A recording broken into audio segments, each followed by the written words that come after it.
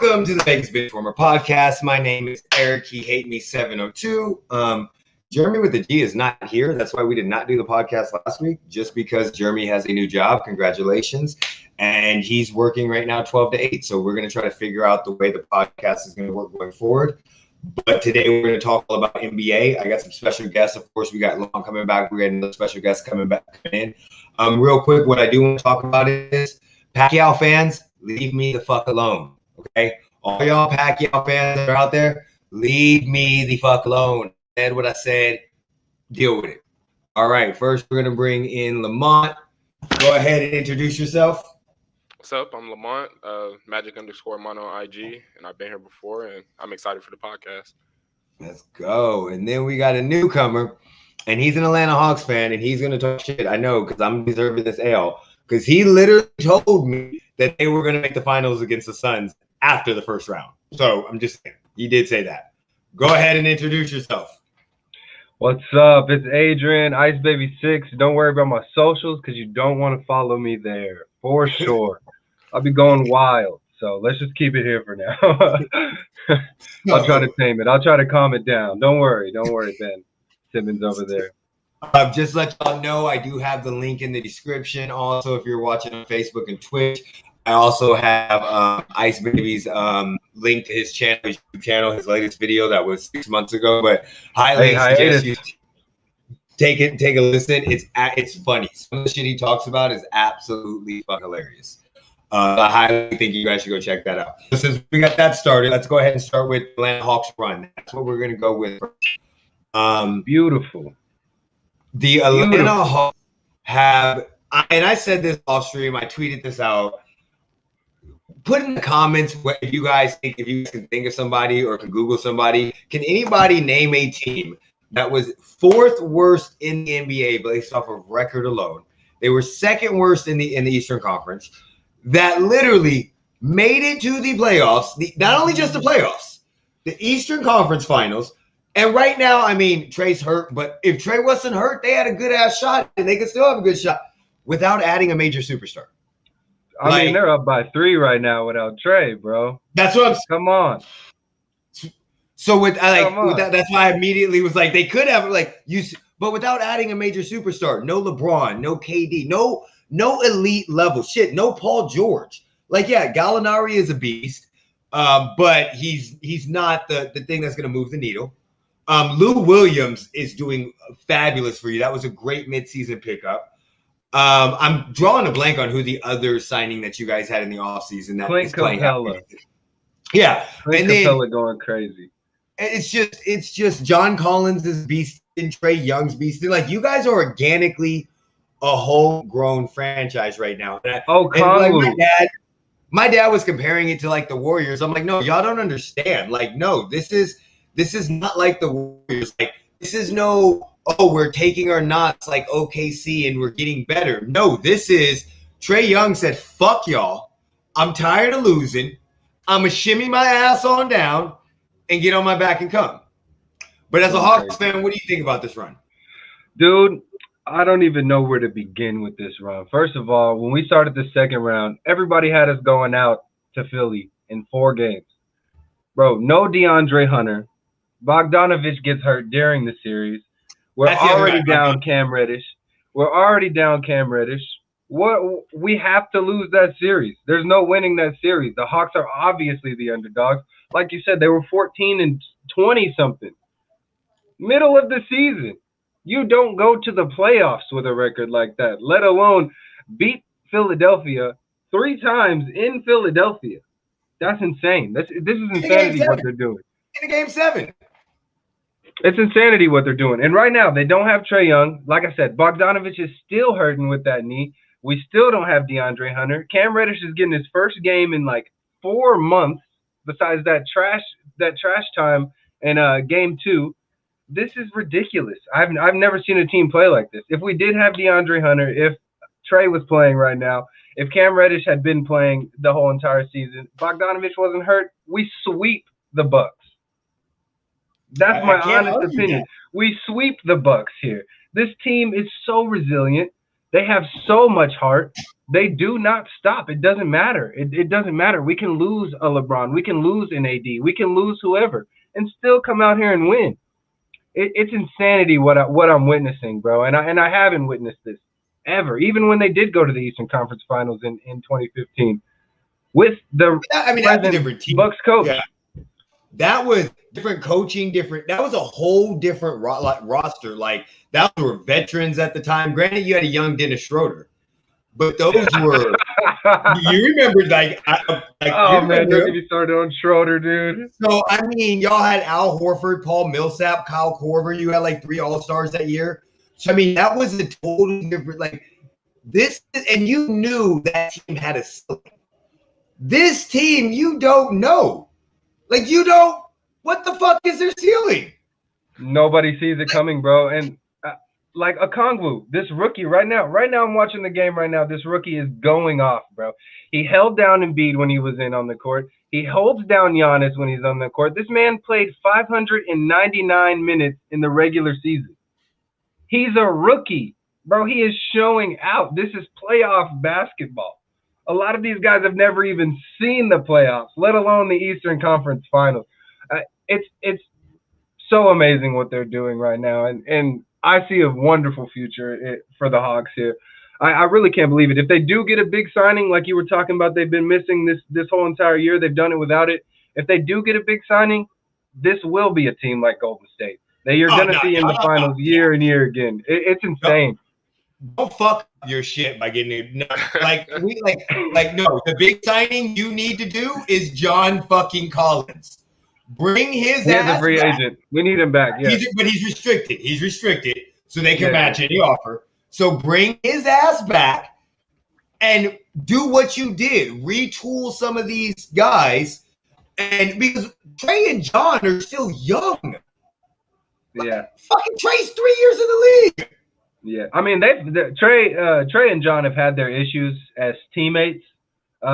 I know you guys don't watch a lot of Hawks basketball. It's very hard to watch. They had one nationally televised game the entire season, which, I mean, I can't blame national television for doing that, but it's insane. This man Trae Young is balling, and they're really clicking in the playoffs. Though I've loved seeing their relationship grow, and that trust that Trae's building for John Collins, bro. It's insane what I'm watching. I really can't believe it still. Just as a fan that's been watching this team, been following this team, I've never seen anything like it. Never. Well, winning, John Collins said it perfectly. Winning solves everything. Winning, it's very easy to get a lot to be when you're a shitty ass team. And look, I'm a Sixers fan. I've been a Sixers fan since Iverson. I went through the fucking process, okay? I know about losing. I know about losing. So, like, when you're a shitty-ass team, it is hard to get along with everybody when everybody's bitching. Lamar, what do you think about this run so far, man? Especially, what do you think about, just on the chemistry, because you've actually played in a team atmosphere at a high level. In basketball, what do you think about the chemistry? Do you think it's easier chemistry with winning than losing? Oh, I mean, it's definitely easier winning. Like, if you come onto a winning team, that culture is there, that we don't lose games mentality is there. And, I mean, I think it's so hard to turn it around when you're a losing team. Like, when I went to Arizona Western, I mean, they didn't do so good the previous year. So when I came there, it was almost like we were just a bunch of just random dudes thrown together. And, I mean, it just started happening. And, like, my mentality was like, I'm just about to play as hard as I can and do what I can. And, I mean, it kind of brought a little bit of heart into it. And then there was other guys that felt the same way. So, I mean, we just started and then you start seeing the wins come behind that. And it just like, once you get that mentality that, like, oh, it's weird if we lose a game, like, that's how we kind of felt, then you just become that team. Like, I'm sure for the Hawks right now, it's like, what? Like, we lost? All right, come on, let's get it back together. Instead of, like, when we were at Rancho and you just get beat on and beat on and beat on. And then you get into that kind of, you looking at teammates like, what's going on, bro? What's going on, bro? Like, we need to get it together. And then you have dudes on the team who don't feel like you do. Then it lets the team down. But it looked like everybody on the Hawks and everybody on the Suns too, like, just like they have that mentality. Like, when I think of the Hawks, I kind of think of how the Suns were, like, before the bubble. Like, when they came into the bubble and went undefeated, everybody was like, oh, okay. And I'm sure that put in their minds like, oh, okay, so we can do this. And then now you look at them and it's just laying out for the ball, doing whatever they can. Like, I'm getting paid millions, but I'll dive into the crowd, hit a chair, get the ball. Like, they got that kind of energy. So, yeah, but you could, in my opinion, with the Suns, you could put that on Chris Paul. Every team Chris Paul's on does that. Yeah. What, like, how hard is it to do what the Hawks did? Like, they didn't have a guy that was a winner. Like, Gallinari's never been to a conference finals. Never. Okay, he's been to the playoffs multiple times. He played for the Clippers. He never played for the Clippers, and I think the Nuggets. So he's never been to a conference final. Bogdanovich. No. Sacramento Kings. Like, Trae Young somehow turned into a Chris Paul, I would say. Clint Capella has.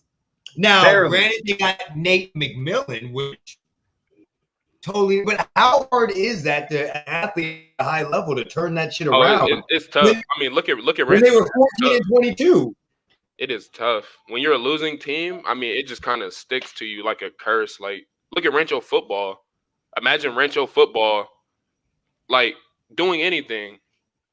Imagine them doing anything. You've seen them year after year after year. I've seen them my whole 4 years. They sucked when I was in high school. They sucked like when you were in high school. Yeah, they come into the season, you can like rah this, rah that. We're gonna do this, but I mean, just imagine them turning it around. I would say it would be almost the equivalent of what the Hawks did. And Lamont, you said it last time on this podcast. You said, imagine a team that isn't chipping at each other when they're losing. Imagine a team that's just like, oh, whatever, we lost. Come on, let's go get another loss. You know. So that's why I do respect John Collins and Trae Young. Little issues that they had at the beginning of the season, because you need that.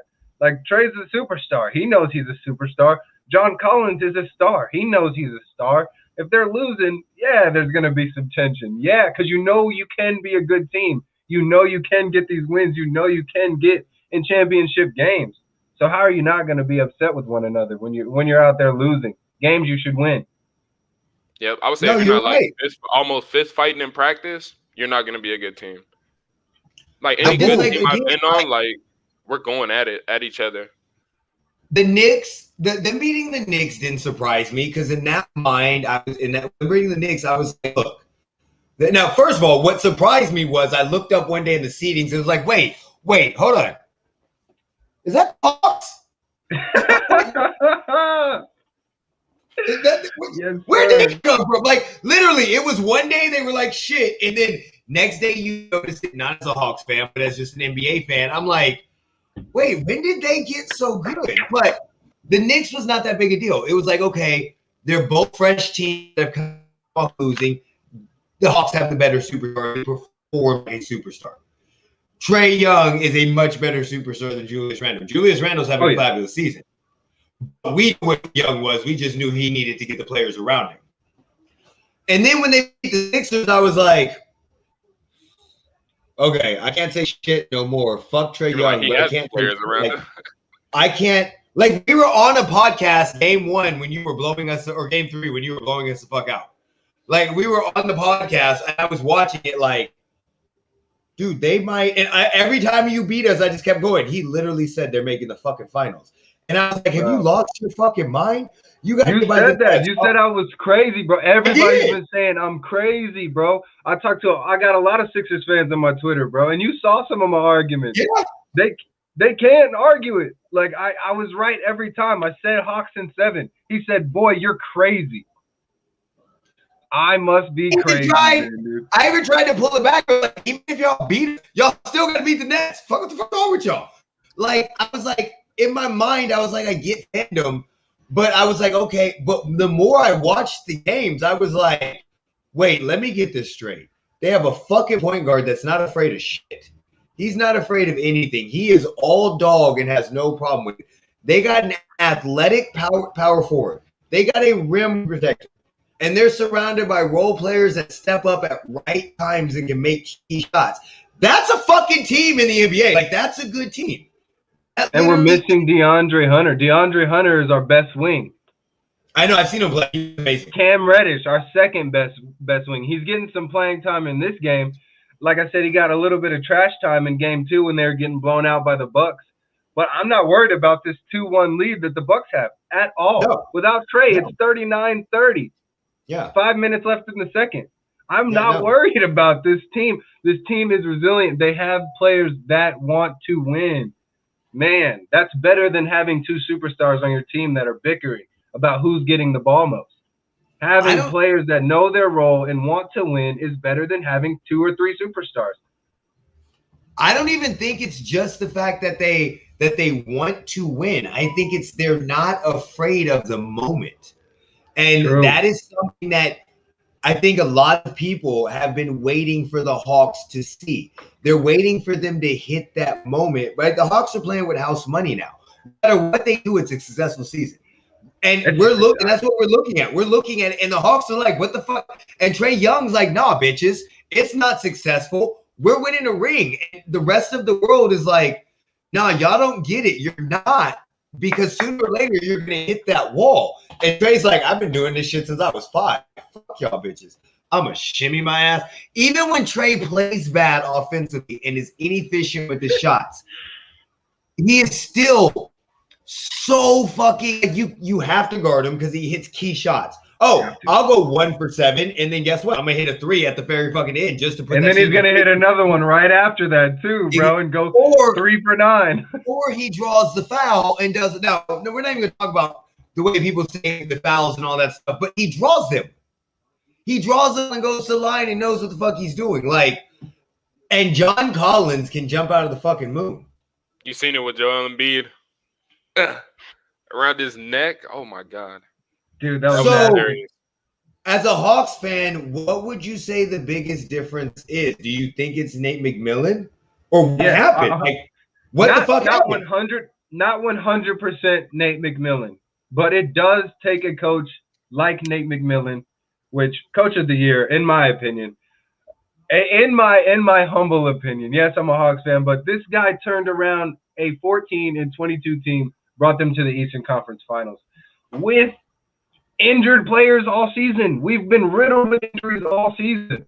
I'm not going to make an excuse like Lakers fans. I'm not going to make an excuse like Brooklyn fans because I don't need to. They found a way to win without their superstars. It's crazy. Nate McMillan is a beautiful coach. This team is beautiful. They just made good moves from the front office down. They just put together a great team that wants to win. Teams that want to be there, bro. It's crazy. It's crazy. I don't have an answer for what the Hawks have done. They've just done it. That is like I see like Nate McMillan had a chip on his shoulder. You saw him with the chip on his shoulder. He was fired horribly in Indiana, and then they got him. And it just seemed like at one time they started to believe what he was preaching. And it's just amazing. Do we have a thing? So, okay. So with that, since we're talking about the coaching hires, you're going in and out a little, Ice Baby. Just your streams freeze a little bit. You got to talk about Ben Simmons. Fuck. Okay, let's go ahead. Let's talk about Ben Simmons. And damn it, let's get this shit. Well, we got to make sure he's good. Because we want him to talk about Ben Simmons, So we want to make sure he's good because you back? Can y'all hear me now? Yep, got you. Okay. I just want you to pull up his stats because I was looking at his stats from the Hawks series. Oh my God, he has to go. He did not take a shot in the last 3 games in the fourth quarter, bro. Listen, it was 5 out of 7 games he didn't take a shot in the fourth quarter. Has he been seeing a psychologist or what's going on? So listen. I defended Ben Simmons die hard. Die hard. I love Joel Embiid. I have his jersey. That is my guy. But at a young age, at how young he is, he couldn't shoot, but I'm like, okay, he'll learn. Listen, I have never in my life as an NBA fan ever seen a superstar, an all-NBA player, an all-star be afraid to shoot the ball because of foul shots. Like even Shaq fucking shot, didn't care. He did not want to shoot because he did not want to get fouled. Because he has no, like, and that was my issue. Like, after that series, I'm like, I can't defend you. Like, you're fucking 6'10". Who's guarding you? Like, I can't. And then when he passed up that dunk for Ty Bull. Oh, my God. I literally said in my mind, I was like, yeah, I'm done. I can't. But this is the issue. He's not getting traded. No, I was just about to say that. He's not getting traded. His trade value is plummeted. Even with that, even if he had high trade value, they're not going to trade him, bro. They're not going to do it. So Blake Griffin don't get me wrong.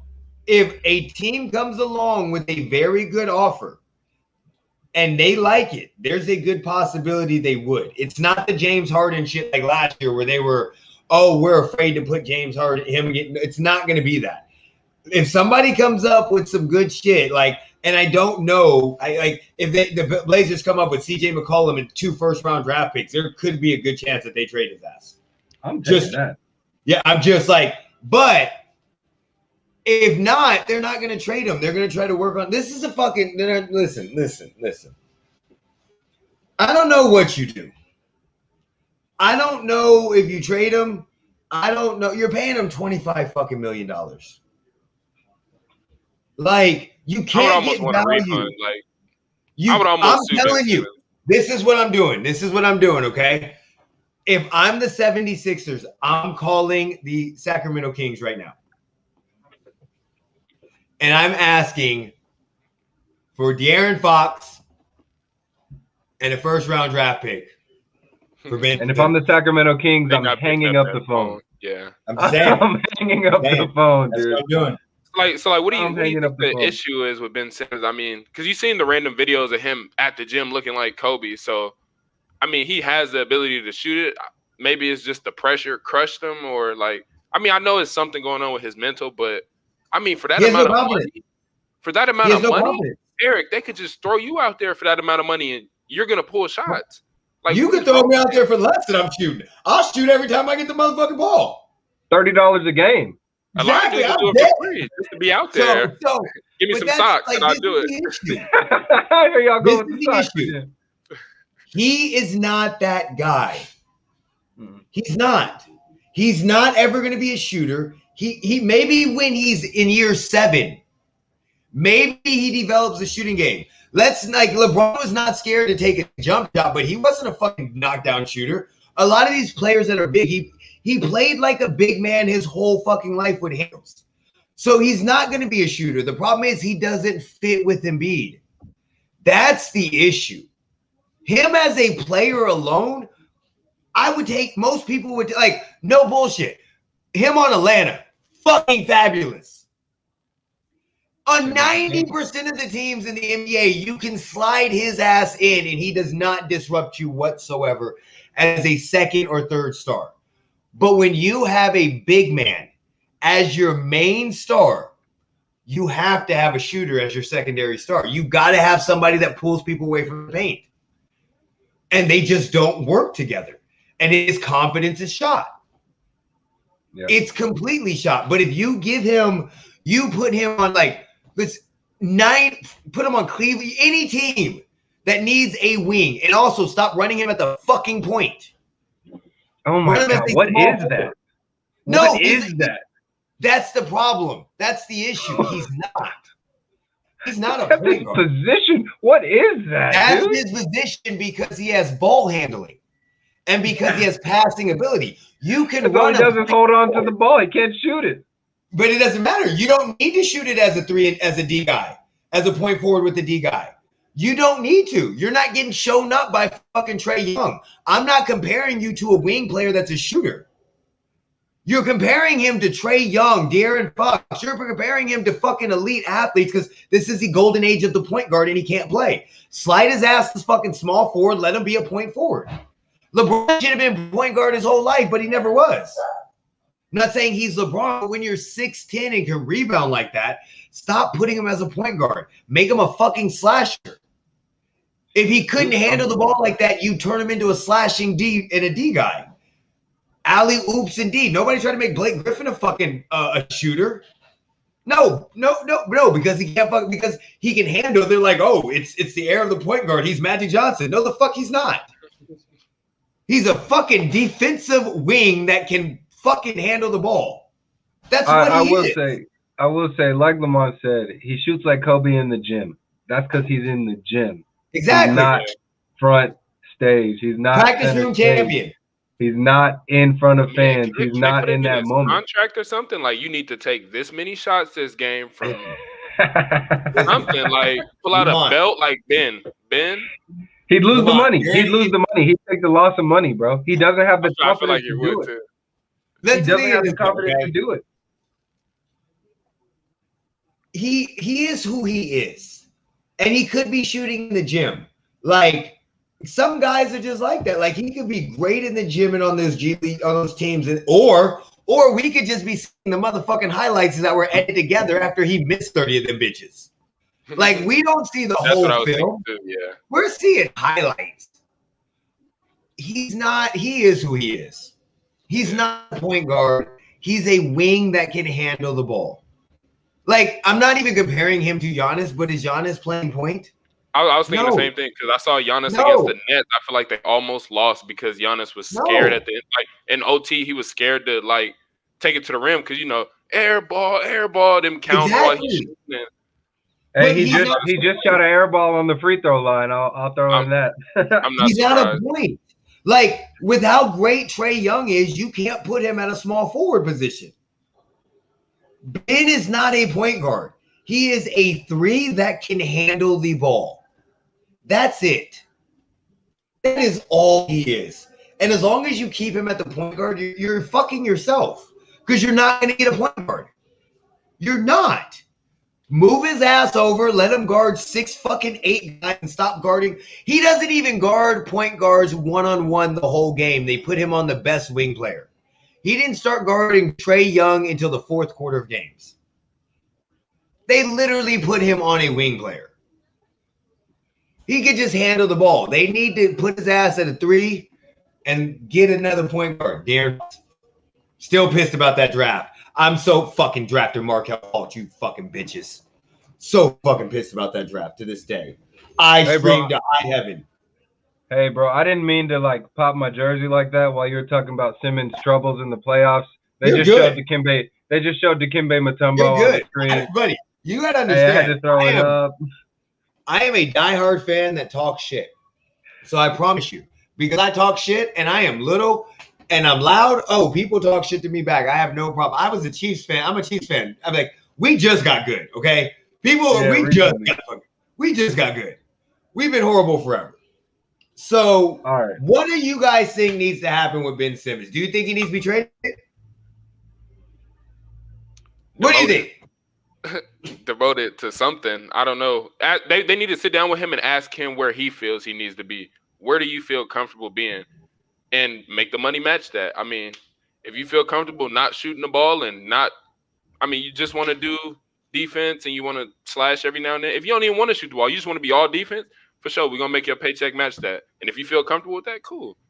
Well, you can't rework his contract to make it. Yeah. But like, would you put Tony Allen as point guard? Like, let's be honest. No. Kawhi Leonard's not a point guard. Hey, look. Paul George isn't. All those guys take shots, though. But they can all handle the ball. Imagine PG's confidence on Ben Simmons because Paul George thinks he's Jordan. I mean, he's been showing up, but imagine his confidence on Ben Simmons. No, listen. Paul George is showing up till game 7. Oh, yeah. I already know it's coming. He's playoff P right now, and then he's he just airballed another free throw. His confidence is gone because, I mean, the way, like, and they're just honing in on it. Like, he might as well just start shooting for the backboard just to make something happen. Look, he's trying too hard. He needs to stop worrying. Minnesota said they're going to come after him. Minnesota said they'll come after him. What are they going to give for him? Ew. What do they have? Nobody does. Listen. I'm gonna be 100% honest. Listen. I'll give me Anthony Edwards. That's their franchise This player. year's first round draft pick. That franchise player, hey, y'all roasting. And I They go can't Ben get rid of Simmons. him. Like, you don't need, like, you're not giving us Russell because of Cat. You would have Cat, Russell, and fucking Ben Simmons. And y'all still won't make the playoffs. So it don't matter. Yeah. I don't know what you do with Ben Simmons. I don't think he's leaving Philly at all. I think he's going to stay there. I think even if he had high trade value, he would stay there. That's just the organization that Philly is. They're going to keep him because apparently they see something that we're all missing. But like it was the first round of the playoffs. I think game 3, the Hawks had just took it 2-1 over the Knicks, and I was talking my shit on Twitter. A Sixers fan jumps in. He's like, "It's not going to matter when they see Philadelphia," and all I responded was, "Oh yeah, because Philadelphia always does great in the second round of the playoffs." They don't. They never have produced in the second round. It's been, what, 3-4 years in a row? Second round exit. What are you talking about? It's been one fucking season. I can name one season in 20 years that we've been past the second round. And that was with Iverson. Like, I'm not lying. It's crazy. I had to look that up to make sure. Because people be checking. But go ahead. I'm sorry. Continue. Yeah, no, I'm just saying with Embiid and Simmons, they can't make it out of the second round. They've got to do something about Simmons. They need to answer that fucking question. And to me, it looks like they're not going to answer it again. They're going to keep him unless he gets traded to the Bulls for Levine or something like that. But I doubt anybody's going to do it. Nobody wants to make that push because you need somebody with confidence in the playoffs. And that series, the free throw percentage didn't get over 50%. They can fix this situation. I'm forgetting. This is the issue that they have right now. Okay,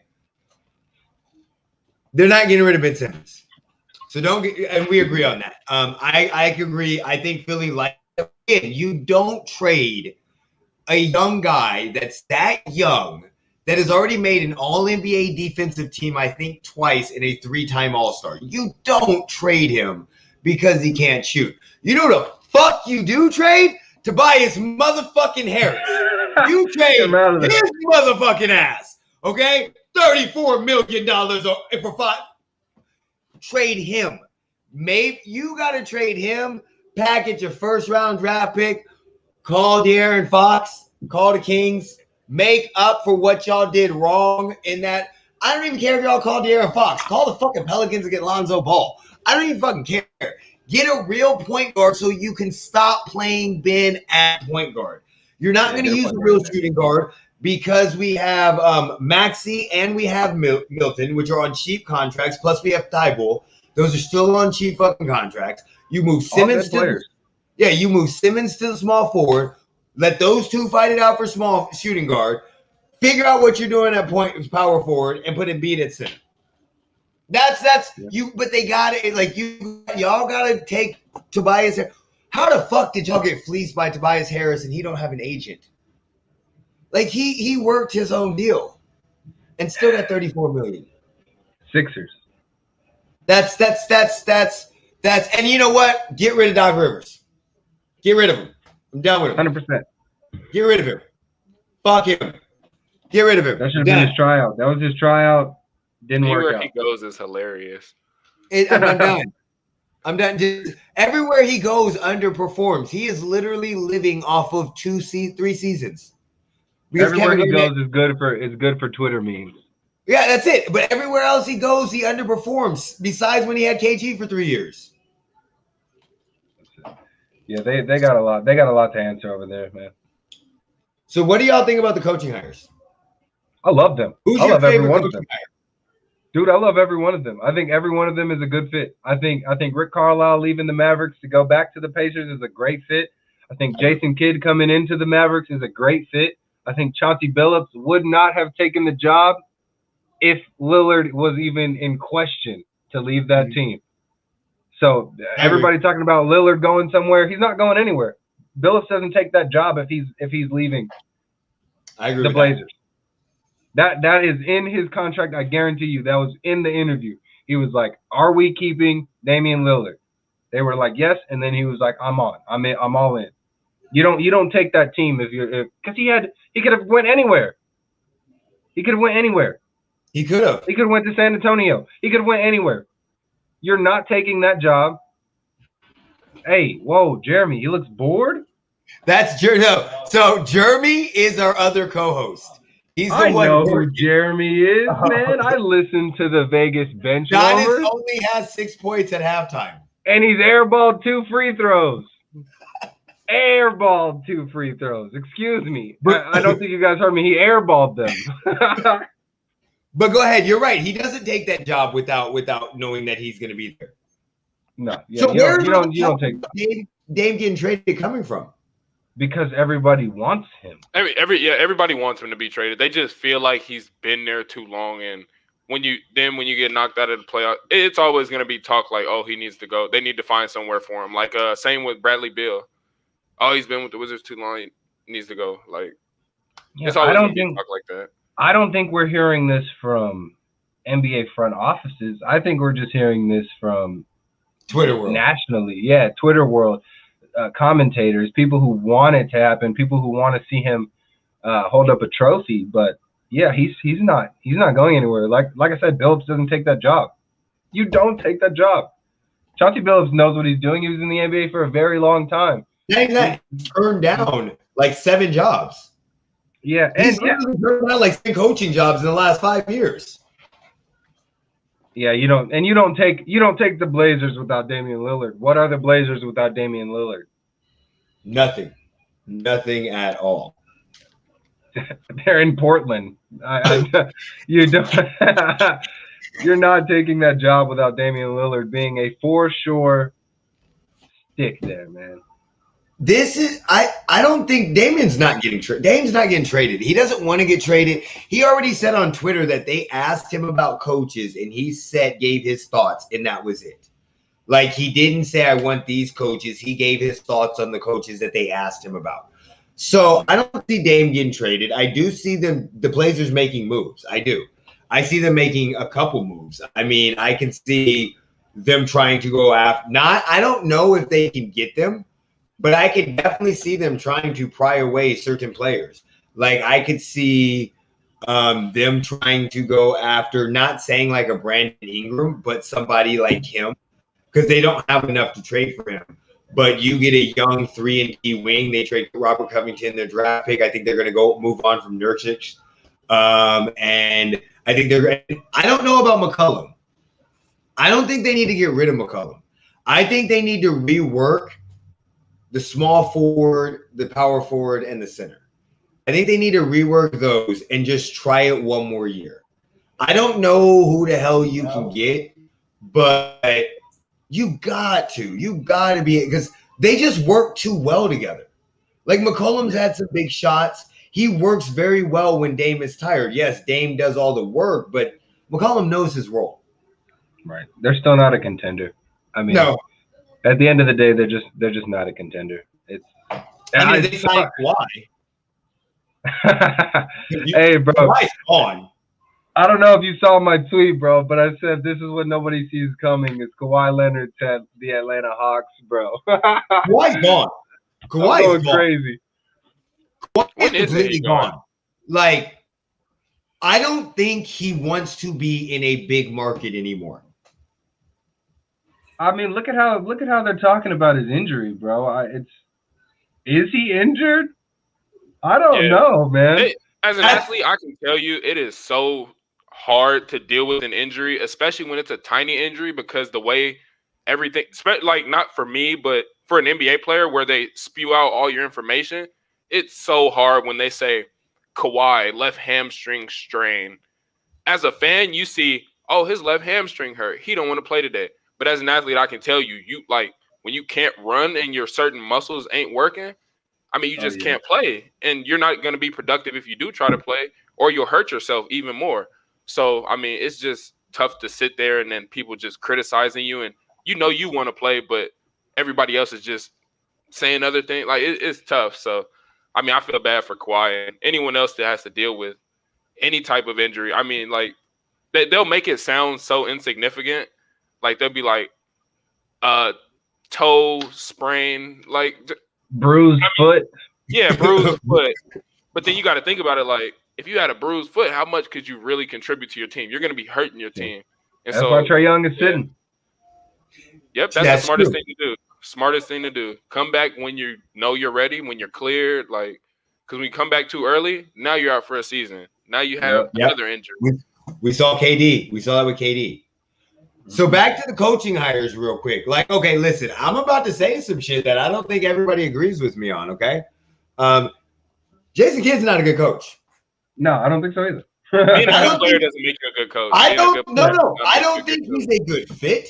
I don't think he's a good coach. And I damn sure don't think he's handling Luka. I don't. He's not good.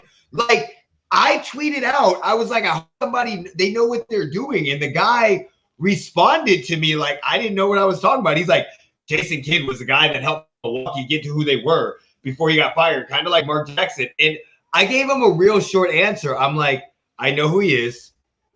I still don't like him. Oh, it's good.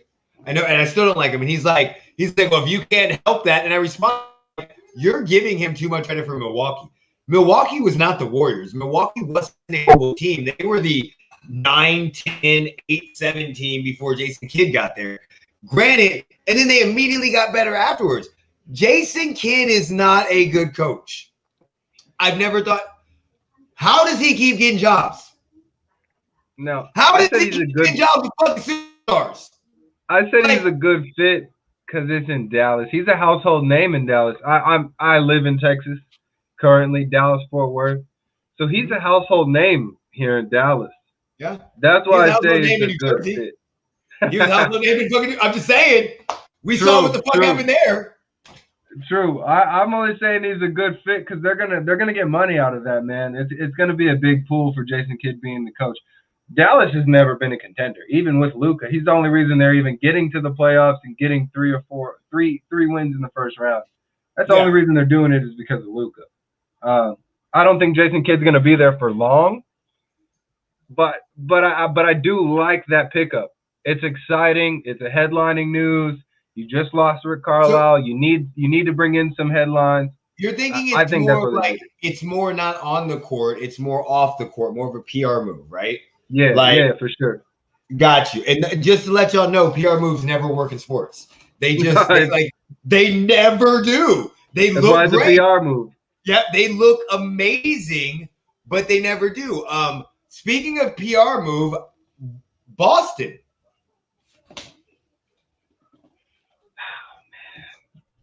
Where do you start with Boston, though, dude?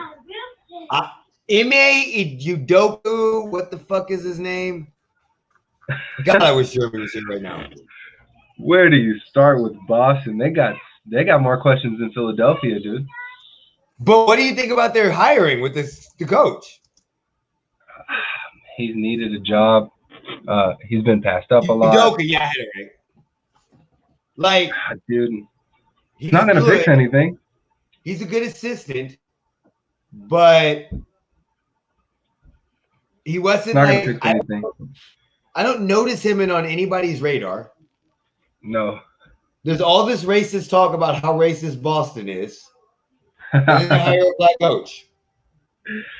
And they went and got the blackest named coach they could get, Ime Udoka. Like, you can't get any more black. That's like fucking Toronto Raptors, Yasari Majuri. Like, you know immediately that's an African name. Like, they went and got – I'm not saying that it was, but that was my first thought. Like, out of all the coaches y'all went and got, y'all got him. Is that a – not saying he can't coach, but is that a – hey, we're not as racist as everybody thinks. Remember, we hired the first black coach in the NBA. Is that kind of move? Like, that's what I was just thinking. Yeah, I could definitely see the New England Patriots doing that when Bill Belichick gets out of there. Speaking of Boston. But yeah, I mean, what do you do? And that's so funny, man. I was listening to a podcast about Boston and their racism, like today, bro, and like how racist that like area really is, bro. You think it's more racist than Utah? Yeah. The bus riots, dude, their schooling out there, bro, it was crazy, dude. And we're talking like 75, bro. Like it's crazy out there in Boston. And why it's more racist than Utah is because Utah will like just look the other way. But Boston will come in your face with it. I've been to Utah plenty of times and have never had any issue in Utah. When I played in Utah, oh my God. But again, if you Idaho play there, yeah, they're going to fucking cuss you out. But they don't care if you're black, white, yellow, pink, purple. They're just not Mormons like everybody thinks it. They're like, oh my God, the Mormon town is yelling at us. They don't give a fuck. They're savage. But if you're there, they love you to death. You've never heard them say a wrong word about Donovan Mitchell, Karl Malone. Shit, they hid a fucking pregnancy for Karl Malone in Utah. Like, let's be honest. Like, he fucking had sex with a 14-year-old giril. Let's be fucking honest. Like, no. No. They're just savages. But if I was a GM, I think if I was a GM, I think I'd just take a complete risk, go grab a college coach, or just bring in somebody totally new with some type of, I don't know, just something different instead of, let me grab Doc Rivers. Maybe he'll do it this year. Like, why do the same people get cycled through over and over and over again? Like, I mean, I get it. They have the experience and they've shown that they can do certain things, but I just wouldn't do it. They're somewhat proven, but sometimes you got to take that step, bro. You just got to take that chance on somebody who's unproven. Yeah. I mean, a coach isn't going to make a world of a difference anyways. Sure, they can draw up some plays here and there. Sure, they can give you I mean, they do in certain situations. Hey, all right. There are outliers. But they took a chance on McMillan though. Yeah, He's not one of these proven coaches with championships. That's what I'm saying. I'm saying proven coaches with championships. Like you're not going to be that championship team just because you bring in Doc Rivers. That's not going to push you over the edge if you're somebody like Philadelphia. And again, I don't mean to drag Philly up under the rug. But, dude, look, you're not going to just turn your team around by bringing in a name like Jason Kidd. You're not going to do it. You need more answers from the front office. You need more answers from your players on the court. The coach can put heart in you, but, dude, he's not going to flip the team around like some of the outliers in Nate McMillan. In most situations, I wouldn't even want to hire a player as a coach, to be honest, because I don't think a great player in most situations makes a great coach. Like, I'm not sure. I mean, of course, there's outliers like LeBron and CP3. I think they make great coaches. I'm not sure about. No, they're going to be horrible coaches. CP3 is going to be a horrible coach. He's going to be a coach. Well, yeah, that's what made me think that is like. I mean, they already pretty much coached the team. CP3 is LeBron coached 3 teams. LeBron is the coach, the GM, the president. Yeah, he's all of it. Yeah. The PR team, the marketing team, But yeah, just great players, I don't think makes a great coach. I agree with you. I mean, there are outliers. You have Larry Bird, who was an amazing coach when he coached for that moment in Indiana. But there's not a lot of your great players do not become extremely great coaches. I'm just wondering how the fuck Mark Jackson does not have a job. Like, that still to me is mind boggling. Like, what's the girl's name? Becky Hammond. The one in San Antonio? Yeah, she's not getting hired, bro. She's not getting hired this year. For real. And that's crazy to me. Crazy to me. She should have, but she's not. Because she'd be stupid to take any of the jobs left. Oh, yeah, any of the jobs left. Dallas is gone. Portland's gone. Boston's gone. So now, if Boston's trying to make a PR move, like you're saying, why not take the first? I so thought they were going for Becky Hammond, but now you got New Orleans, Orlando. Can't fucking think of whoever. Scott Brooks with Wizards, right? I would hate for her to be a scapegoat in a situation and that's what I'm saying. Already going bad, and then they just start blaming it on her. She might as well sit on San Antonio's bench. Like, once Dallas, Portland, and Celtics were gone, I'm like, there's no point. There's no point. You can't go get Zion because you had to deal with his fucking prima donna ass. It's already fucking prima donna. If my people are unhappy with the way the organization has been running, well, bitch, we're unhappy with your ass too. Get your ass on the motherfucking court. Shit. Isn't she Fucking just waiting on Pop to leave? strong. Yeah, so Isn't Pop on his way out? yeah, I'm surprised she hasn't gotten hired, but I hope she doesn't take a job now. Because I don't want her to be a scapegoat. Like, unfortunately, when you are the first, you have a responsibility to everybody else that comes after you to succeed. And you can't succeed in Orlando. You can't succeed right now with the Pelicans organization that's a fucking mess that are on 3 coaches in fucking 2 years. There's a lot of jobs I don't think you can succeed on. So I hope she just stays with San Antonio and goes next round. You know, next year, a whole bunch of fun coaches are going to get fired. You know that. Yeah. Every year, coaches get fired.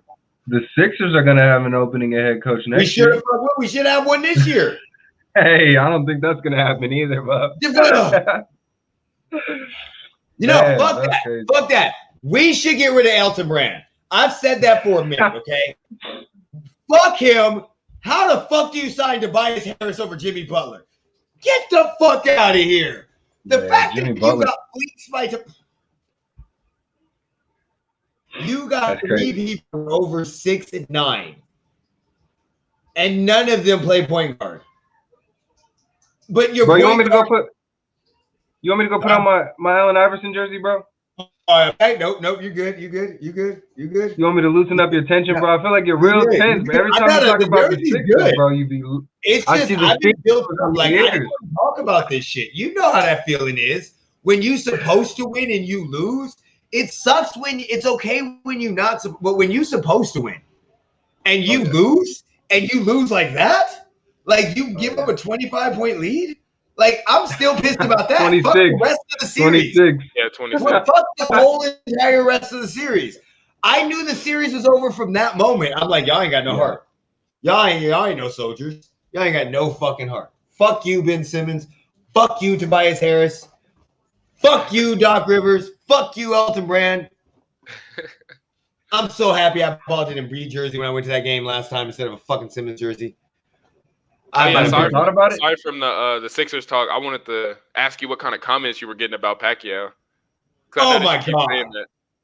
Oh my fucking god! Okay, so the Pacquiao comments. I don't know if you saw, but we did a video, a podcast. I put that shit in a video. It's a 17-minute video. It's got 1,400 views.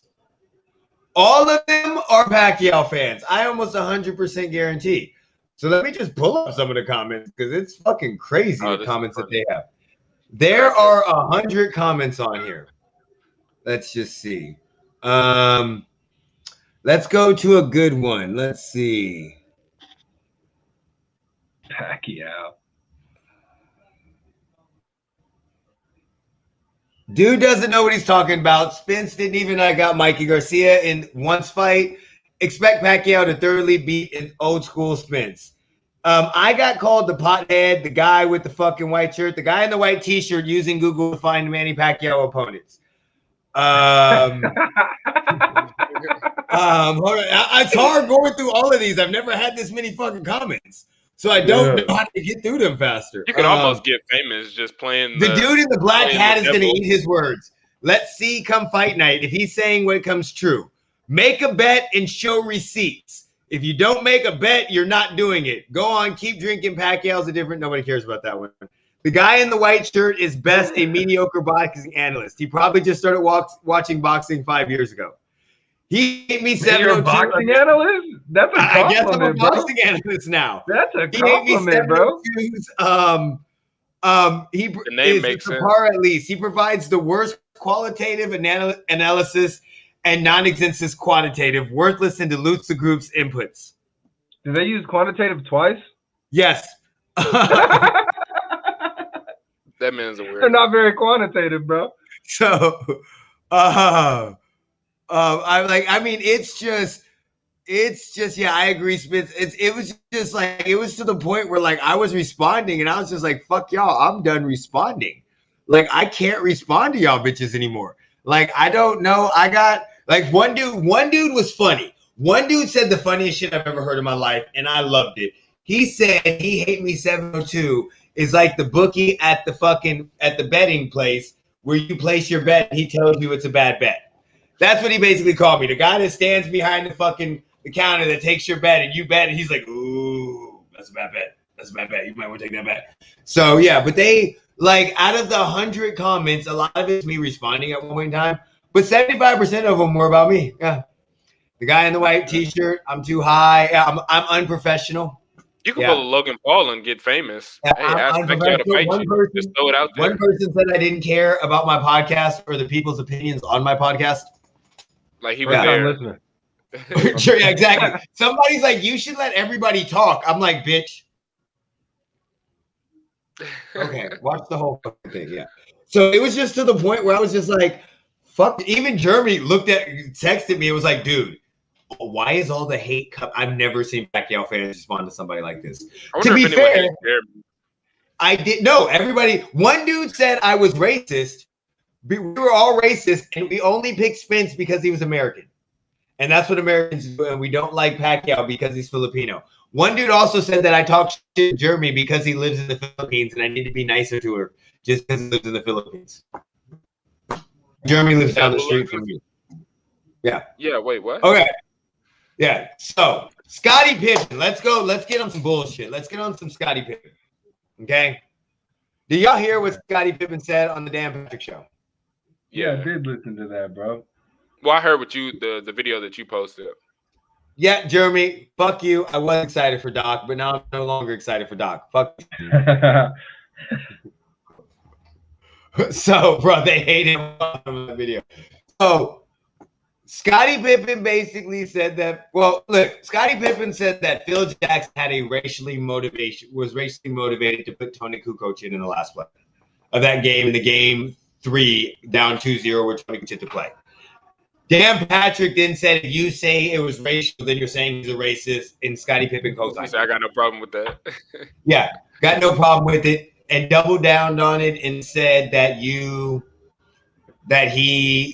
saw it from afar. So just for viewers that don't know, I'm just going to give a quick backstory of my memory because I was old enough when this actually happened. I was a little kid, and I remember the whole Tony Kukoc thing, and I remember the European thing.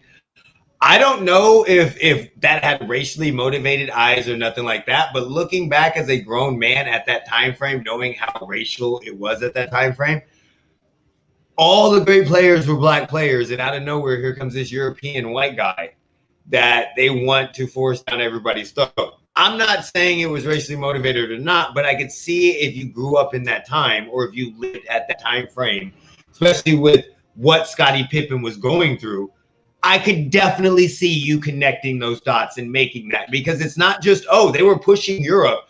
No, they were pushing this white guy. Specifically, Jerry Krause was loving this guy. So with that being said, what do you guys think of Scottie Pippen's his words on that? Did you check on the phone? Yeah. I think part of it's a bit of like saltiness, I guess, from his experience with, his pay, because I think they were talking about in the documentary when he took whatever deal he took because he needed it at the time, and then turned out to be a superstar, and everyone's like, well, he kind of screwed himself, but I think part of that just kind of hurts you a little bit, and I think all his views on everything were probably negative after that, and then being in the shadow of Jordan and stuff like that. But I don't think he'd be saying stuff like this if he didn't really believe it, and if some of it wasn't like true, and we don't really get to see the side that he saw. Mm-hmm. So I think it's like half and half. Half of it's probably true, half of it's probably just his bias. What do you think, guys? I don't think you have to see the side. A lot of shit is hearsay these days, especially with the racial tension, the racial issues going on. A lot of it is hearsay, but I will say, how old was this guy at the time? It's obviously racial. You grew up in a time where it was okay to be racist. It was pushed on you. It was the agenda. It wasn't only okay to be racist, it was celebrated to be racist. I don't think a lot of people are coming out of that time not being racist or just not having it in you. Like, I grew up watching SpongeBob. I grew up watching Pokemon. I love when my kids watch Pokemon. That's just like that's a completely unrelated, just like Yep. tie-in. Like what I loved as a kid, I'd like to see my kids do that. And growing up in a time that Phil Jackson was growing up, racism was just there. It was everything. So while it may not have been direct racism because you weren't technically allowed to be racist in the 90s, I do believe there was a little bit in the back of his mind that was just like, well, my people got to get it. Like it is with black people right now. They may not be racist, but they are like, my people got to get it. But yeah, I mean, dude, racism is racism. It's not going to die anytime soon. It definitely wasn't dead in the 90s, and it for sure as hell wasn't dead when Phil Jackson was a kid growing up. So for him to just come out and say it, though, I mean, you can't deny it. You can't deny it. That's probably what was going on. There was probably a lot of tension in the locker room and just in general in the NBA. Because yeah, like you said, all the best players were black. That's not gonna eat at racist white folks. And all the owners are white. All the owners are white. It's amazing they went to Europe. Just like literally, Europe. No, motherfuckers, we understand what y'all were doing. Larry Bird was not walking back through the door. Your great white hope and savior fucking was gone. Hey, Eric, while we're on the topic of racism, I just wanted to say, like not too long ago, I mean, it just frustrates me when people act like things that were going on happened a really long time ago. It didn't. I mean, I was talking to my grandpa one day, and I was asking him about segregation, like them saying, hey, black people live over here, white people, you live in this better area over here, and that wasn't that long ago. That was my grandfather I was talking to. Like, I'm sure have you ever spoken to your dad about some of the stuff that he went through? Oh, yeah. Like, isn't that crazy how close that is? I mean, that it's right there. And then people act like, oh, it's 2021, it's gone. No, those people are still here, and they're still like, it's crazy to me that people kind of act like we should shove it aside. I mean, slavery. It's out of sight, out of mind. Just like what you were saying. Look, just so everybody know, my mom was born before segregation. My mom was born in 1959. So my mom lived in Nebraska when it was still segregation was no longer there, but it was still segregated. So like when people go, it's not that long ago, I'm so happy that he bring that up because a lot of people don't understand that. The movie Glory Road is an amazing movie. It talks about Texas Western, which is the first all-black team to win like the NCAA tournament, right? That is fucking amazing. Guess who played on Kentucky during that time? Pat Riley. Fucking the president of the Miami Heat played for a team that went against the first all-black team ever. Pat Riley was on that. The coach was like named Adolf, I think, and he said, fuck you, and said nigger on the fucking air on live TV. Pat Riley paid for that. That was Kentucky. It was so celebrated. when people know it happened that long ago, Pat Riley played for a coach that said in on TV and nobody said shit. Yeah. Phil Jackson was born in 1945. So when Phil Jackson was 20, segregation was still huge in the United States. Like it just fucking was. Phil Jackson played in the 70s. Yes, he was a hippie, a loving, a going and outgoing person. But he also was tabbed as a coach by Jerry Krause and Jerry Reinsdorf. And it's not, they bring him over. He was a coach. It's not like he worked his way up. But his first real head coaching job in the NBA was Michael Jordan. If Jerry Krause likes you, that might be an issue, to be honest. So I don't know if I would feel comfortable him liking me. Like, what do we have in common? So for anybody, like he said, to say that it's not, it wouldn't be racially motivated, or because Phil Jackson literally coached a whole bunch of black players and won championships with black players and had black people on his team does not mean it was fucking racial. That you're fucking stupid, okay? Literally what you're looking at is he was the boss, they were the employers. That's kind of what the fuck it was. Now, the shit that he said, I don't think he should have said it the way he said it. I think he was kind of put in a place that he used a bad example. And that's what I think is going to tear it down. You can't say because of that shot. Do I think it was racially motivated? Yes, I do. Just like I think that the reason why Russell Wilson, they threw the ball in Seattle instead of gave it to Marshawn Lynch is because it was fucking motivated for Russell Wilson to be the star of the fucking Super Bowl, and he fucked up. That's what I think. I think that's what. Can I get a timeout real quick, bro? Yes. It's 74-54 over here in Atlanta, bro. And I just got to give credit to these guys, bro. Trae Young isn't playing. Fucking Giannis just went back to the locker room limping. It is 74-54. You got to limp off them air balls. Jesus Christ. Bro. You got to just get out of there. Bro, and the Bucks cannot get a shot to go down. Excuse me for interrupting the racial talk. No, listen. I'm not even gonna lie. Like if the Hawks and the Suns make it to the finals, I definitely got to send you a bottle of something. I got to give you a congratulations for you calling that. Maybe it'll be the Scottie Pippen liquor, but I got to give you a congratulations. Maybe it'll be that digits, but I got to if they make it, I'm definitely sending you a bottle out because that's you called that shit. I'm about to go grab my bottle right now, man. Yeah, you called that shit 100%, and I talk shit to you like not disrespectful because it was fans. But I talk shit to you like you did not know what you were talking about, like you were just a regular fan. And at the same time, talker, bro, you were looking back like this motherfucker just don't know. Just wait till it happens. I've been watching the games. A lot of people haven't had the opportunity to see the Hawks play, bro.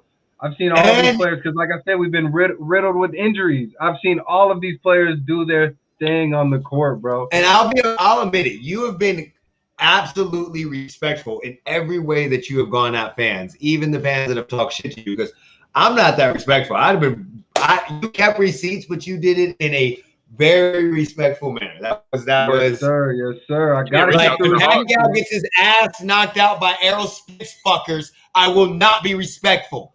I will be fucking jumping up and down for the live stream. Y'all make sure y'all join in. But yeah, it's racially motivated. Back to that. It is. I just don't think that was racially motivated at that moment. You can't tell me down 2-0. Tony Kukoc has been hitting threes all season.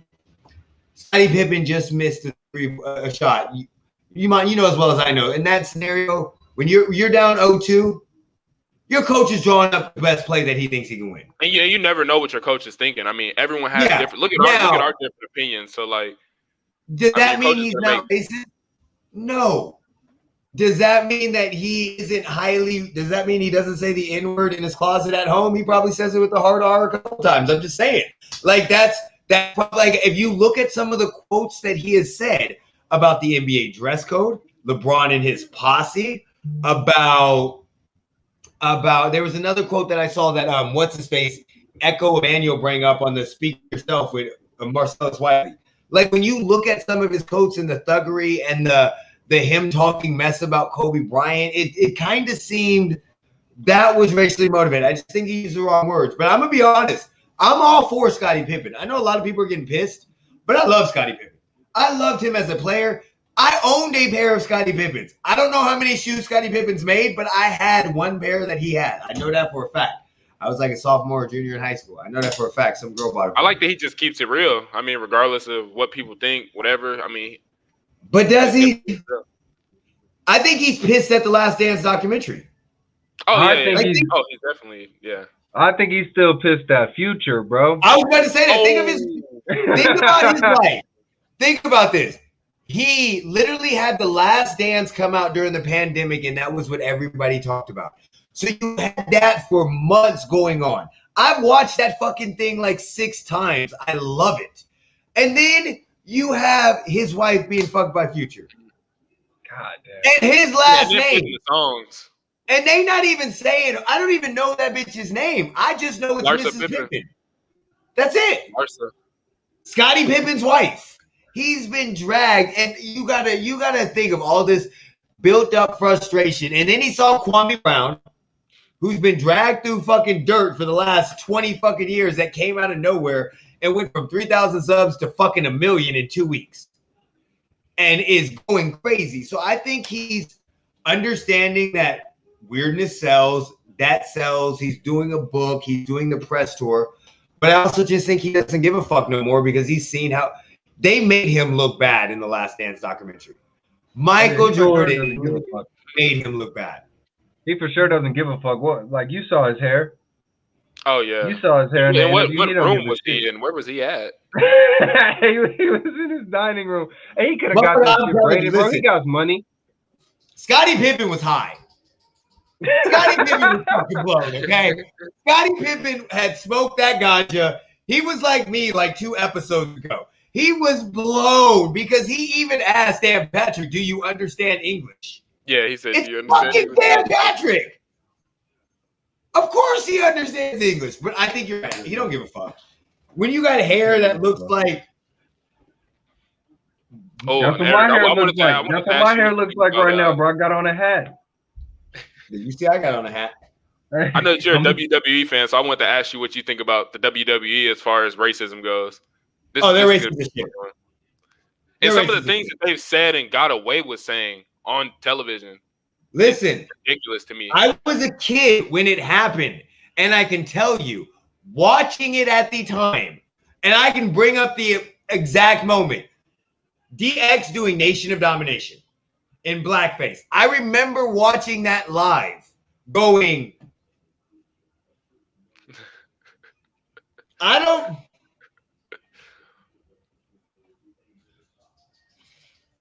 know what to say. Can somebody come whoop their ass real quick? Like, because you didn't think, but again, at that time frame, that was not unknown. Like, it wasn't unknown then. We dealt with racism on a regular basis that was so upfront. You just looked away. So yes, is that no, every fucking person that they have that's black is a fucking gangster or a rapper, or he's outstanding or chauvinistic. I mean, Mark Henry is like literally one of the first black guys to win the World Heavyweight Championship. Like, didn't the Boogeyman win it? No, he didn't fucking win it. Hell no, Rock Samoan. But that's the issue. Like, they're fucking racial as shit. Yeah, they're towards every race. Asians, Mexicans, it don't fucking matter. They had Chavo Guerrero say, I'm almost white is right. Like, Chavo fucking Guerrero. They don't give a fuck. And you can't do shit about them. Trump is in the Hall of Fame. There we go. Trump is in the WWE Hall of Fame. That's all you gotta do. I mean, the WWE, man, is the WW fucking E. They're just trying to get a bite on anything, bro. You want to talk about PR, bro? They'll take all the bad, all the good, anything to get in the limelight. And it's been like that. Culture, I'm surprised they haven't been like canceled with all the. You can't. How people bring up tweets. How people bring up tweets from like 10 years ago on somebody. I'm surprised they haven't gone after McMahon or like. What are you gonna do? Maybe they have. I mean, I don't know. There's nothing you can do. That's the thing. Like not talking shit, but the difference with the cancel culture, like when you get to a certain atmosphere, you can't get canceled. Just to give you an idea, like, do you know the WWE wrestled during the whole entire pandemic? Yeah. They literally were considered an essential business in Florida. Yeah. They did wrestling the whole time. They never stopped. They pay you can't cancel somebody that literally gets it. Just like Scottie Pippen. You can only cancel people that care. They can't cancel Eminem. They're not canceling Scottie Pippen. That's why Joe Rogan can still say the N-word. Exactly. On any podcast he wants to, bro. Fuck him. But like, I mean, the N-word, bro, like, if you're using it, I guess, in the context of hate, don't do that. But like, black people also got to get off that gas, bro. Like, you're giving it more power, like feeding into it and just being like, oh, dude, no, like, you're not going to say that. Now I can beat your ass. Like, hey, bro, whatever. You want to say the N-word, bro? Say it, bro. Yell it to the heavens. It doesn't hurt me, man. I'm going to be black at the end of the day no matter what you say, dog. Yeah. I've been, my girlfriend's 11 years younger, so I've been to parties where like there's white dudes sitting there saying it like left and right, and I literally like, look, I'm not mad, but I'm just very uncomfortable that you consistently say that. Like, it's your place, but if you want to say that, that's fine. I'm just letting you know I'm not comfortable with you saying that. And like most of the time, they're very pleasant. They're like, "Oh, my bad. I'll stop saying that. I didn't even realize." But I agree with you. Like, I'm gonna tell you right now, every white person that calls a black person the N-word in 2021 knows what is happening next. Yeah, they know you are getting your ass whooped. It's just you. That's just what's gonna happen. You done fucked up now. It don't matter what you call black man, woman, kid. It don't matter. You are getting stomped. So if you know that and you still do it, you are no longer doing it because you're racist. You're doing it because it's like, oh, well, look at these motherfuckers. They're still bad. At some point in time, the black person, when they call you the N-word and you don't whoop their ass, they can't go back and say what they thought. They can go back and go, yeah, I called a black man an N-word. What'd he do? Nothing. Yeah. Nothing. But if you go, they gonna go back and go, no, he did exactly what I did. Call the cops. This and you gonna be sitting up yelling, oh, bitch, you blah, blah. I get like I've had it happen to me at a gas station where an old man called me the N-word. I literally walked over and saw him shaking and was like, dude, I'm just gonna leave so that way you can tell everybody I did whoop your ass. And like an old black man walked up and was like, that was the greatest thing in the world as a young man. It happened at this gas station right by my house when Devin was a kid. Yeah, I was with Devin's uncles. Yeah, so like that's the thing. Like I agree with him on that. We do as a society have to let that go. We also as a society do not have to tear down everything. I'm not saying history is fucking horrible. I understand why Robert E. Lee is in black sections in Atlanta and Texas and Tennessee. I get it. It's because they did that shit on purpose. I understand that. But at this point in time, let's learn. Let's learn from our history and grow. That's all I'm gonna say about that. That's my feel. I'm a huge history buff, and it happened everywhere. It's Native Americans. Wherever white people go, they ruin it. And I'm married. I got a white girl, and my kids are half white. I love white people to death. But just in all honesty, wherever they went throughout history, the natives were fucked. Didn't matter where they were. Similar to your gas station thing, I just had to share one of the moments I had from living in Texas, which was just funny to me. Like those moments are just funny to me now. People are so like that you're still that way. It just makes me look at you like you're outdated, like you're a floppy disk. That's how I look at you. So I was walking down to the locker room. You know me. I was wearing my like tight tank top, whatever. Yeah. I'm about to go lift. And this old white man was in front of me. You know the old white people to go to the pools with the little floaty weights and whatever. He was on his way to the pool, and so he's walking extra slow. And I'm like kind of walking behind him. And then like I was getting ready to go around him, and he turned around. He was like, "Oh, I thought you were gonna attack me." I was like, I looked at him and I was like, "All right, dude." So he lives in Texas. Ice Baby lives in Texas right now. Yeah. Oh, I'm assuming. Hey, bro, hold on, because I wanted to talk to both of y'all, man, about some shit y'all said about Texas in y'all's last little fiasco podcast y'all had, bro. Hey, everybody in Texas is dumb, bro. No. You said that, bro. You said no. Look, Lamont was like, oh, look, I don't want to say everybody in Texas is dumb, but kind of right, bro. Come on. You know what I mean by that. So he went to college at St. Mary's, Texas. So I just think I tell people all the time, I think Texas is its own little world. I've never been in a bad area. I was in San Antonio, so San Antonio is like mostly Hispanic. Every place I've heard about it, it's Austin is different than Dallas. Dallas is different than Houston. Like, yes, Reno is different. Dallas is different than Fort Worth, bro. Yeah, that's what I'm saying. Yeah. So like Vegas, Henderson, North Las Vegas, it's all the same shit. Yeah, it's all the same shit. But like, no, Arlington, Fort Worth, Dallas, they're all different. Houston, different. I mean, like you got like 17, 18, 25 cities just in Dallas, Fort Worth. Like, and every single one of them are different. Aledo, White Settlement. Like you could go on and on. Like it goes from as country as it gets to as black as it gets to as Mexican. You know, I almost ended up playing for a school. Well, I didn't even really consider it, but they were trying to recruit me, and I didn't even take the visit because I didn't want to go there. Like it was a school they were explaining. It was in Alabama, and they were like, "Oh, it's only however close to Birmingham, and it's about 2 hours from the airport." I was like, "Say no more, because I'm not going." I was like, "I'm sorry." Nah, yeah. I was like, "I'm good." But I mean, it's hella racist though. I mean, like people aren't out out in the open with it, but like, cause like you said, my wife is white. My kids are all half white. So when we go out in public, bro, like I'm getting the look. I got face tattoos, bro. Like I am like the epitome of what they would not like to see in their Chicken Express. Like, walking around in their Walmart, like that is not what they want. I used to have crazy long dreads, bro. Like, and they weren't crazy long. They were like a little bit past my shoulder, but like it was wild, man. I was out there, and that's just not what they want to see. And like you could tell, and that like energy feeds me. I love that shit, bro. I love being the person that you hate so much. Like it's ruining your day.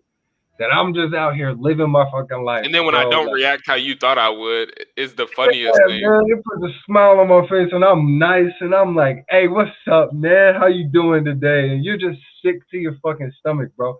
That gives me such an energy boost with my day, man. I can't even explain it. So, but yeah, I mean, you get the looks and shit out here, but nobody's gonna like pull a gun on me like you would think. I'm sure it happens a lot out here. Hey, there we go. Look at that crazy. There's no dread. Yeah, bro. So y'all can see that. Yeah, they hate that, man. They hate that face tattoos, crazy ass dreads, bro. They're wilding. I'm wilding out here, bro. They hate to see that shit. Yeah, dude. you should see the looks I get where I go. Like when I get on the airplane and I'm going like this, and like when I first got to Texas and old white people in cowboy hats and boots, and I get on the plane and I'm like this, and I'm almost touching people because the lane is too small. Like everyone's just looking at me and staring at me. I'm like, no, my cousin's 6'6". My cousin's 6'6". So like we go out together, man, and it's like, bro, like you wouldn't believe it. I'll be telling people all the time because I always date white girls, bro, and like they don't see it, and I'll like point it out to them, and they'll be like, hey, what the fuck? Like, how much hate do you get for dating white women? Just as a side topic, just from like maybe like African American women or other races, whatever. How much hate do you get for that? You and Eric. Black girls more than anything, but from blacks, whites, even Mexican girls, man, like everybody hates that shit. Like, and I don't understand it. I get it, man. I'm doing this shit for ancestors, bro. Like that's some shit they couldn't do. That's some shit they get killed for, bro. How would you explain it to a black girl that's coming at you saying, "Why don't you like black women?" How would you explain it? I've never explained it well. It's not even like that. It's like when girls like I haven't met the right one. When they come to me, I was like, look, when I was younger, black girls didn't like me. I was too little, too nerdy, this or this or this. And then it's one of those things where it's like, I grew up in a place where it was all white people. Like I grew up in a town of 2 black people before I moved to Vegas. So it was just kind of like, that's how I grew up. But like black girls, he's right, are the worst. They will literally like, they'll sit up there and talk to you, blah, blah, blah. Then you're like, oh, you got a girl? Yeah. Oh, she's white. Oh. And you get that look immediately. Like, and because my girl is a cosmetologist, it's even fucking worse. Because I'd be like, yo, you should go see my girl. And they're like, she's white? Does she know how to do black hair? You know? Bitch, yes. What's wrong with you? You get that. I can tell you, it depends on where you go. A lot of places. Like, it doesn't bother us here. Here, it's easy. Because in Vegas, you see it everywhere. Like in 2000s, a totally different story. But here, you see it everywhere. You see many multiracial couples in Vegas with the strip and all that. It's no big deal. Now, when we went to Baltimore, black people were losing their fucking mind. Because we stayed in Oxon Hill with all black people. They literally looked at us like we lost our fucking mind. Like, they were looking at us like, white people date us? What are we doing? Like, that was weird. But when I was younger, it was more from black women and white parents. Yeah. Black women, white parents. I've gotten so much hate for that. But my woman I was dating wasn't even white. Yeah, my ex was black. My ex was black, so it's not like I'm out here just picking like white girls, bro. But like, they like me, bro. It's like even if you did, like that's your preference. I understand why people get so upset about it. And it's like just because I didn't choose you, now you're upset. Not even my preference. My preference is women, bro. But like black girls don't come at me like that. Like, so all the girls that done came at me, bro, because I'm not one to go and get a girl. I'm not one to go out there and be like, hey, what's up with you? Let me get your number. Like, nah, every girl that I've had has come to me. So like, black girls just don't approach me like that, bro. And I can't help that. If I could, I would, man. But I can't help that. So it's just situational, bro, for me. But yeah, black girls hate it more than anything, bro. Yeah, black girls and white parents. I'm telling you. I got Giannis has so much for that when I was at Rancho. Giannis has a hyperextended left knee, by the way. See, you see how they make that sound? He has a hyper. Yeah. They make it sound like he stretched his knee too. I mean, that's literally what No. I had a hyperextended knee when I played quarterback, bro. It's bad. Bro, it is. My shit can still go all the way back. Like, my shit is never fully healed. And that was, like, almost 10 years ago, bro. Like, my shit will never be the same. I've never had the same knee again. Hyperextension is is serious. I'd be surprised if he playing Game 5. Hawks got this series, dog. Hawks got this series, man.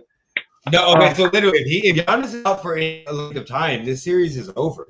Because we know that Trey has a bone bruise. So Trey's not – he'll be back Game 5. Yes. Because, yeah, Game 5. He'll be back Game 5, depending on what happens. He could have played today. Huh? He could have played today. And but bro, it was smart. Cam Reddish is going off, bro. Yeah. He's got the feel for the game back. And that just feeds into their chemistry too. Yeah, it takes one playoff game. It takes like 10, 12 regular season games. It takes one playoff game to get you there, bro. That atmosphere, that energy, the players you're playing against. It takes one game to get you there in the playoffs, bro. Nuts. That is if Giannis is injured for any amount of time, game over. Like, game should be over losing without Trae Young. Series should be over. But yeah, this motherfucker literally said, like, fucking 3 weeks ago. Hey, I'm a clairvoyant, bro. Suns and Hawks in the finals.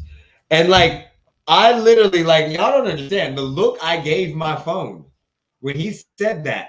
Literally, like, I wish I could re-encrypt that phone. I looked at the paragraph he said my phone, bro. Like, it was long. And like, I was like, bro, why he doing so much explaining on why the Hawks and Suns ain't going to the finals? Hey, man. Hey, look, I'm a clairvoyant. I said it, bro. I said Hawks in 7 when they played Philly. I said Hawks in 5 when they played the Knicks. I said Hawks in 6 when they're playing these guys, bro. They still might get it in 6 now with the looks of how it's going right now, bro. And then I was talking to my cousin. He's a Bucks fan by happenstance. He was the bandwagon I was talking about on Twitter that one day. My cousin, but I was talking to him last night, and he's yapping my ear off, bro, talking about, we did it to him again. We blew y'all out and then came back in this game and gave y'all that work. And I was like, yeah, I mean, that's all good, but, like, what happens when Giannis gets hurt? He was like, don't even say that. Don't even say that, bro. Like, it's crazy. And now look, bro, I'm a clairvoyant with this, man. But I can't tell you who's gonna win out of the Suns and the Hawks. I really can't. That's gonna be one of the most 7 games. I don't know. You would put the Hawks up there just being a fan? I can't. I love what the Suns are doing too. I've been watching both those teams immensely this year, bro, just because they're exciting. And I will say that my prediction is going to be that it's going to be the most exciting finals that we have seen in a long time, bro. And that's saying something with fucking LeBron versus Steph, fucking LeBron versus KD, LeBron versus everyone. I mean, that's saying something. If it is the Suns and the Hawks, because they both got some games to win here, but if it is the Suns and the Hawks, that's going to be one of the most exciting finals I have ever been able to witness. What do you think about just because of this? So your prediction is a 7-game exciting ass series, but it's a toss up. You can't basically say. Well, you just know it's going to be an exciting series and it's going to go 7 games. Of course, I want to say Hawks. Of course I want to say Hawks. But I can't. I can't because the Suns are playing like that, bro. They are playing like that. And to answer your question, the Clippers are washed, man. I wanna believe in the Clippers because I really don't even want to believe in them because they try to make some bullshit moves for PG and Kawhi, and I don't agree with those kind of moves, man. I don't agree with those kind of moves. I don't think it's going to make your team better. I don't think that you can answer the question that Golden State put up and then the question that LA put up with AD and LeBron. You just don't try to answer that. You try to build your team and you try to coach your players that you do have. They're all NBA talent. You don't need to put 2 or 3 superstars together to have a championship team. And No, the chemistry, bro, is not going to work. The chemistry is not going to work if you just throw them in. Look at how, like I said, when I said the Hawks are going to the finals, bro, look at what the Mavericks did to the Heat. And I mean, you said, yeah, the Mavs had veteran players. They didn't have anybody that was proven in the finals. They didn't have anybody who was superstar caliber. Yeah, I still won't say Dirk is superstar caliber, bro. And I'm in that playoffs. He was. That playoffs was like Eli Manning in the playoffs. Like, I agree with you, but that run was spectacular. Yeah, but yeah, you wouldn't, for instance, you wouldn't call Eli Manning a superstar. No, but he is a star. He is someone who can win in the playoffs. He is someone who can win in those big moments. And I love Dirk, bro. I've always been a fan of Dirk, man. That's why I'm a fan of Luka, because I've always been a fan of Dirk. Just being in Dallas, you can't not be a fan of Dirk. I think a lot of people keep forgetting that all these players are NBA caliber players. But when you get sunken into a certain role, then it diminishes your what you can really do. But a lot of these, you can take a lot of average guys, and they have skills. They can shoot, they can dribble, they might have crazy bounce. They can do a lot of different things, but the coach just isn't putting them in that position. So, in that aspect, coaching moves are really important. And as far as bringing out what a player has, if you can bring out your low contracts and your average players and make them bring out their potential, you're gonna have a great team. So with the Clippers, this is the problem with the Clippers. This is the issue. People forget who PG was. PG has people, playoff P, pandemic P, George. He has people believing. God, what just happened? He has people believing that he is somebody he's not. I'm the most hated superstar because I call myself playoff P. Let's be 100% honest.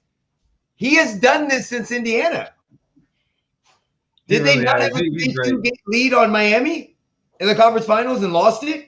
He's literally done this. He did this in Indiana. He did this in OKC. He's doing this with the Clippers. This is who he is. He's just not a clutch player. He's a great player that needs a clutch third player. He's going to be good until game 7. That's what's going to happen. Yes, last game. Why was last game he good? Oh, you're down 3-1. You're fucking – there's no reason. You're just you're down 2-1. You're basically playing with house money right now. Nobody expects you to come back from this. I will say with the Suns, I agree. I think it's going to be the Suns and the Hawks with Giannis being down, and I'm not even going to doubt the man no more. When the Hawks came out and won game 1, I said, oh shit, this is going to be fun.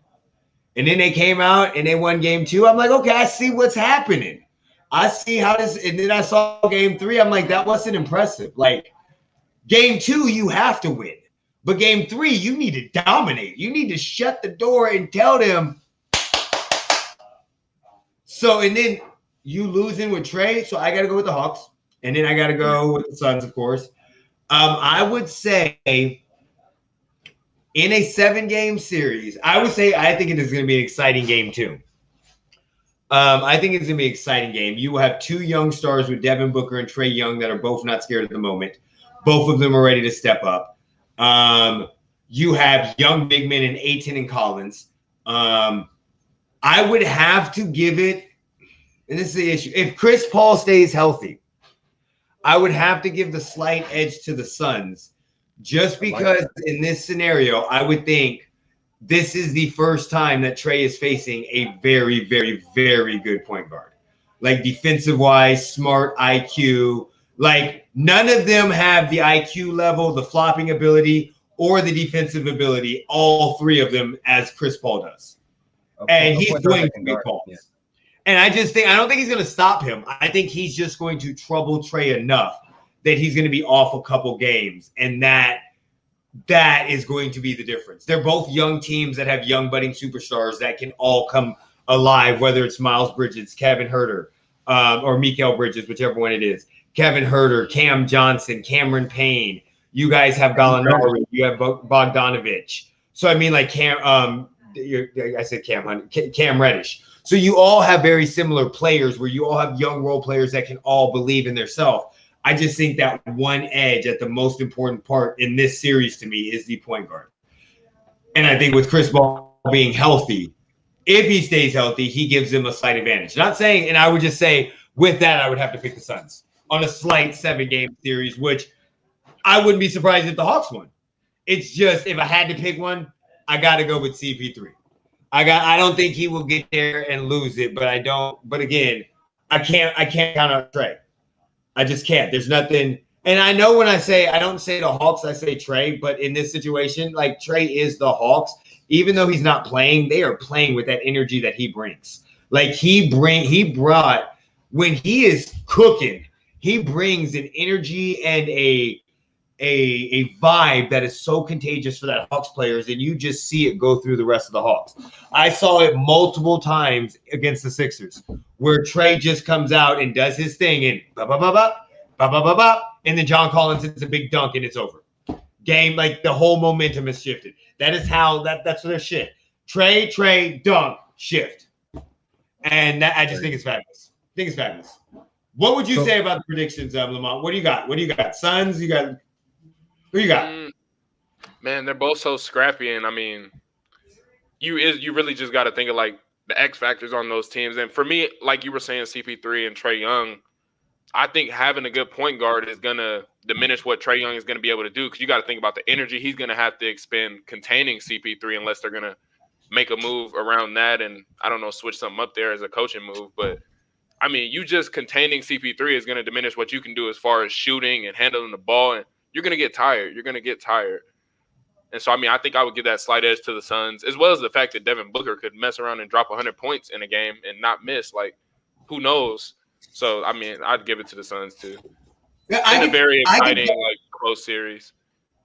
And I'm not even, I didn't even think about the defensive part. He brings up a good point. I don't think that's going to bother Trey's energy, but he has to guard CP3. Like, he has to. They can't put him on Booker. They're not putting Trey, just size differential. I mean, not talking shit, not saying Trey's a bad defender, but you've got to put length on Booker. Like, they'll put Cam Reddish on Booker. Like, they'll put Pablo Gallinari on Booker at multiple points in time. But yeah, he has to guard. But again, CP3 has to guard Trey. And that's why I think it cancels each other out on that. That I think the biggest issue, which again is, I think CP3 smarts with that. I give it, but I don't fucking know. Like, I can't honestly, like, now I'm double thinking, like, because I'm going back and like, wait, hold on, no. Like, they can literally put Cam Reddish on Booker. They don't have a great small forward. They don't have a great power forward. So, like, yeah, Aiden's going to have to deal with Collins and Capella. He's not going to be free to get 22 fucking rebounds. Like, and Okongwu, bro. This is a fucking hard matchup. Yeah, like, this, when you think about it, they match up so well together because where their strengths are with Devin Booker over anybody you have guarding him or shooting guard, Gannon Cramer, but then anybody John Collins. There's not a matchup for John Collins. Like, there's not. I can't think of anybody. Like, who's Jay Crowder, but Jay Crowder's too little. So, like, who's guarding Collins? Nobody. That's crazy. They're gonna. That'd be the best finals I've seen in a while. Like I said, man, I don't have an answer for it. It's 99-78. 5 minutes left in the fourth here. I'm letting you know right now that if Atlanta wins, they are going crazy. I will definitely have to come down to Atlanta right after. Not going down during that party, but I'm definitely gonna have to come down if they win because I have to see the aftermath. Yeah, it's crazy. Hey, bros, it's been great. I gotta fucking hop off here. My kids no problem. We're about to get off too. You have a wonderful day. Be safe. Hey, bro, good luck in your Madden game, bro. I know. I'm looking at that time too. I'm waiting for that because then I gotta go to the gym, which sucks. All right, buddy. You be safe, okay? Hey, Lamont, it was a pleasure. Oh, Daddy, we did. Oh, Jesus. Yeah, no. Damn, he just shut me off, bro. I didn't mean to. I hit the button on accident. My bad. I was like, I didn't mean to shut It's all good, bro. Hey, it was a pleasure chatting with you, Lamont. Hey, yes, if you hate me, it's always good. Eric, bro, you guys have a good night, bro. You have fun, buddy. Yep, later. All right, so basically that's good because I was about to end it because I got this fucking Madden game. Anything else that you want to talk about real quick before we get off? Anything you want to say? Nah, not really. I'm kind of hungry, so. Hey, are you gonna be able to come to the fight party on the 24th for Wilder and Fury? 24th of July. July? I mean, yeah, you right down the street. There's no reason I wouldn't. Yeah, well, it's gonna be at Jeremy's house, but yeah, so it's gonna be at night. But I'm just giving you a heads up now. Oh yeah. So everybody else on the live stream, we got a fight party on July 24th. We're live streaming all that shit. Make sure you see it. Fuck Pacquiao right now. I hope everybody that's listening is a Pacquiao fan. Fuck y'all bitches. All right, and with that, Jeremy's not here to take us out, so put me in, coach, and we are out. Let's